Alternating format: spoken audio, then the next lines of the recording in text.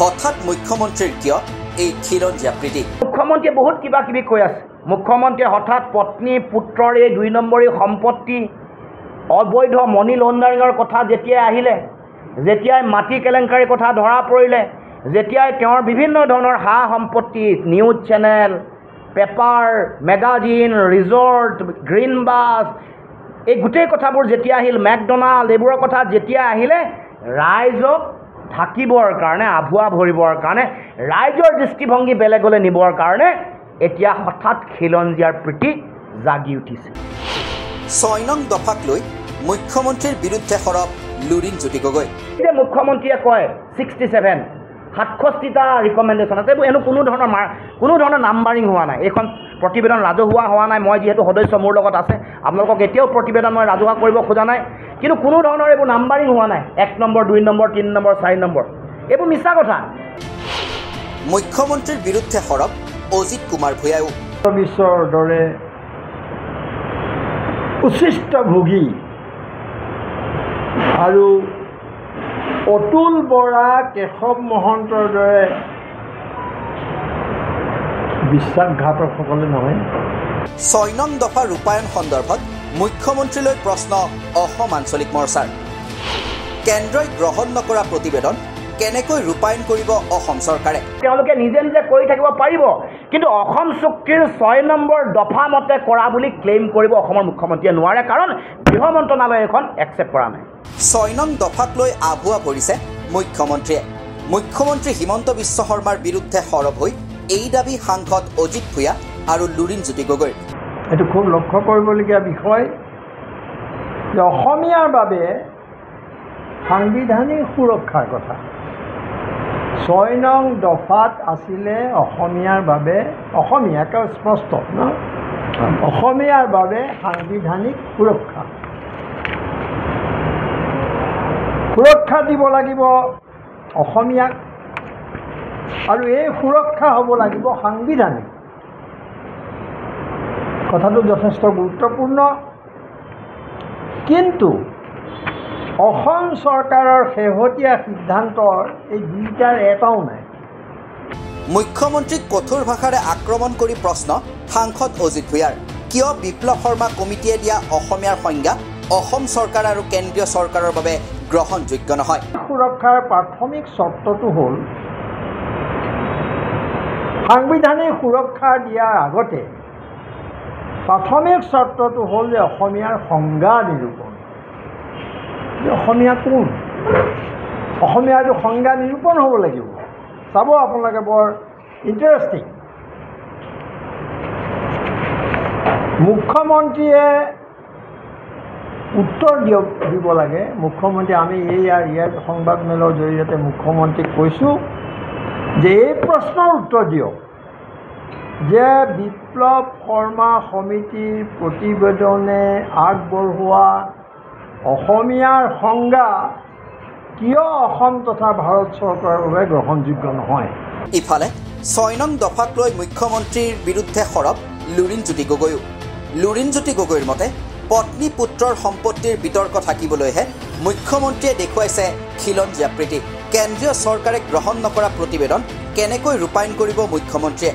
হঠাৎ পত্নী পুত্ৰৰ এই 2 নম্বৰী সম্পত্তি অবৈধ মনি লণ্ডাৰিঙৰ কথা যেতিয়াই আহিলে, যেতিয়াই মাটি কেলেংকাৰীৰ কথা ধৰা পৰিলে, যেতিয়াই তেওঁৰ বিভিন্ন ধৰণৰ সা সম্পত্তি news channel, paper, magazine, resort, green bus, এই গোটেই কথাবোৰ যেতিয়া আহিল, মেকডনাল্ড, এইবোৰৰ কথা যেতিয়া আহিলে, ৰাইজক থাকিবৰ কাৰণে, আভুৱা ভৰিবৰ কাৰণে, ৰাইজৰ দৃষ্টিভংগী বেলেগলৈ নিবৰ কাৰণে এতিয়া হঠাৎ খিলঞ্জীয়াৰ প্ৰতি জাগি উঠিছে।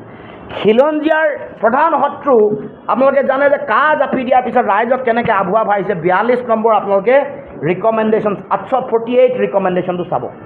কোনো ধৰণৰ এটা কথা ক'ব খুজিছোঁ, এই যে মুখ্যমন্ত্ৰীয়ে কয় 67 67টা ৰিকমেণ্ডেশ্যন আছে, এইবোৰ এনে কোনো ধৰণৰ নাম্বাৰিং হোৱা নাই। এইখন প্ৰতিবেদন ৰাজহুৱা হোৱা নাই। মই যিহেতু সদস্য মোৰ লগত আছে, আপোনালোকক এতিয়াও প্ৰতিবেদন মই ৰাজহুৱা কৰিব খোজা নাই, কিন্তু কোনো ধৰণৰ এইবোৰ নাম্বাৰিং হোৱা নাই। 1 নম্বৰ, 2 নম্বৰ, 3 নম্বৰ, 4 নম্বৰ, এইবোৰ মিছা কথা। ইয়াতে এই যে 48 যিটো লিখিছে তেওঁলোকে 48 নম্বৰ, ইয়াত লিখিছে চাব দেই, the Assam Accord be fully implemented without any further delay by drawing up a time-bound action plan. Acha, Assam Accord যদি time-bound action planot implementation হ'ব লাগে, what about clause 5? Clause 5 to কি হ'ল এতিয়া? কাজ জাপি দিয়াৰ পিছত অসম চুক্তিৰ ক্লজ 5টো একেবাৰে 5 নম্বৰ দফা সম্পূৰ্ণৰূপে নাটছাট কৰি দিয়া হ'ল। তাৰমানে 48 নম্বৰ দফাই প্ৰমাণ কৰিলে আৰু যদি অসম চুক্তিক যদি আখৰে আখৰে টাইম বাউণ্ড মেনাৰত যদি ইমপ্লিমেণ্ট কৰিব লাগে, কোনে পাৰিব? নোডেল মিনিষ্ট্ৰী কি? নোডেল মিনিষ্ট্ৰী গৃহ মন্ত্ৰণালয়। গৃহমন্ত্ৰীয়ে যেতিয়ালৈকে এইখন প্ৰতিবেদন একচেপ্ট নকৰিব তেতিয়ালৈকে ইয়াৰ সাংবিধানিক কনষ্টিটিউশ্যনেল ন্যায়িক যিটো স্বীকৃতি, চৰকাৰী যিটো স্বীকৃতি আৰু মৰ্যাদা হ'বনে পাবনে? ইফালে কেন্দ্ৰীয় চৰকাৰক সমালোচনা কৰি লুৰিণজ্যোতি গগৈৰ বক্তব্য, সংসদত অসম চুক্তিৰ 6 নং দফা আখৰে আখৰে পালন কৰাৰ ঘোষণা দিছিল অমিত শ্বাহে, কিন্তু উচ্চস্তৰীয় সমিতিৰ প্ৰতিবেদন গ্ৰহণ কৰিবলৈকে সময় নহ'ল গৃহ মন্ত্ৰালয়ৰ। তেনেস্থলত কি ক্ষমতাৰ বলত মুখ্যমন্ত্ৰীয়ে প্ৰতিবেদন ৰূপায়ণ কৰিব বুলি প্ৰশ্ন লুৰিণজ্যোতি গগৈ। কৰিব সেইদিনাখন ক'ব লাগিব যিবোৰ প্ৰশাসনীয় ৰক্ষা কবচ আছে এইবোৰ ৰাজ্য চৰকাৰে ইমপ্লিমেণ্ট কৰা, গো এহেড। নকৰাকৈ মুখ্যমন্ত্ৰীয়ে কেনেকৈ ক'ব পাৰে? মুখ্যমন্ত্ৰী কি ছুপাৰ পাৱাৰ নেকি? গৃহমন্ত্ৰীৰ ওপৰত নেকি? মই প্ৰশ্ন কৰিব খুজিছোঁ। গৃহ মন্ত্ৰীৰ ওপৰত নেকি অসমৰ মুখ্যমন্ত্ৰী? যে যিখন প্ৰতিবেদন তৈয়াৰ হৈছে, যিখন প্ৰতিবেদন গৃহ মন্ত্ৰণালয়ে একচেপ্ট নকৰাকৈ এইখন ইমপ্লিমেণ্ট কৰিব পাৰে? সংৰক্ষণৰ নীতি আনিবৰ কাৰণে ভূমি নীতি ইয়াতকৈ আগতে এখন তেওঁলোকে তৈয়াৰ কৰিছিল, হৰিশংকৰ ব্ৰহ্মৰ প্ৰতিবেদন কিয় কাৰ্যকৰী নকৰিলে? এতিয়া যে হঠাৎ তেওঁলোকে দেশপ্ৰেমী হৈ উঠিলে, খিলঞ্জীয়া প্ৰীতি তেওঁলোকৰ জাগি উঠিল, হৰিশংকৰ ব্ৰহ্মৰ প্ৰতিবেদন কাৰ্যকৰী নকৰিলে, ইয়াতো ভূমি বিষয়ক পৰামৰ্শ দিয়া হৈছে আমি জানো। আৰু এডিশ্যনেল পৰামৰ্শ, হৰিশংকৰ ব্ৰহ্মই দিয়া পৰামৰ্শৰ উপৰিও অতিৰিক্ত পৰামৰ্শ ভূমি সম্পৰ্কীয় দিয়া হৈছে। কিন্তু কথা হ'ল যে এইবোৰ তেওঁলোকে নিজে নিজে কৰি থাকিব পাৰিব, কিন্তু অসম চুক্তিৰ 6 নম্বৰ দফা মতে কৰা বুলি ক্লেইম কৰিব অসমৰ মুখ্যমন্ত্ৰীয়ে নোৱাৰে, কাৰণ গৃহ মন্ত্ৰণালয়ে এখন একচেপ্ট কৰা নাই। গৃহ মন্ত্ৰণালয়ে যেতিয়ালৈকে একচেপ্ট নকৰিব, যেতিয়ালৈকে নক'ব যে আমি পালোঁ, কেনেকৈ পালে? আমাৰ যোগেদি পাব লাগিছিল, নাপালে। তেওঁলোকে এটা কথা ক'লে, ভাৰ্বেলি ক'লে যে অসমৰ ষ্টেট কেবিনেটৰ যোগেদি দিয়ক। আমাৰ হোম মিনিষ্ট্ৰীয়ে ক'লে নেকি ডিক্লেৰেশ্যন যে থ্ৰু ষ্টেট কেবিনেটত দিয়া প্ৰতিবেদনখন আমি গ্ৰহণ কৰিলোঁ? আচৰিত কথাটো আপোনালোকে নিশ্চয় জানে যে এইখন প্ৰতিবেদনত যিগৰাকী যুটীয়া সচিব সত্যেন্দ্ৰ গাৰ্গে চহীয়েই মৰা নাই। তাৰমানে মুখ্যমন্ত্ৰীয়ে এই কথাবোৰ আভুৱা ভৰা কথা, মিছা কথা কৈছে, ৰাইজক বিভ্ৰান্ত। ইফালে 6 নং দফাৰ ৰূপায়ণৰ বাবে অসম চৰকাৰে আগবঢ়োৱা শেহতীয়া ঘোষণাক সদৌ অসম ছাত্ৰ সন্থাই আদৰণি জনোৱা ঘটনাকো দুৰ্ভাগ্যজনক আখ্যা অসম আঞ্চলিক মৰ্চাৰ। আছুৰ উপদেষ্টা সমুজ্জ্বল কুমাৰ ভট্টাচাৰ্যক এই প্ৰশ্ন অজিত কুমাৰ ভূঞাৰ। কিন্তু সমুজ্জ্বল ভট্টাচাৰ্যকো মই কৈছোঁ যে আমি কৰা প্ৰশ্নবিলাক যিবোৰ হিমন্ত বিশ্ব শৰ্মাই কৰিছোঁ, সেই প্ৰশ্নৰ উত্তৰ সমুজ্জ্বল ভট্টাচাৰ্যও দিয়া উচিত, পাৰিব লাগে, সেইটো সাহস থাকিব লাগে। News desk report, the cross current.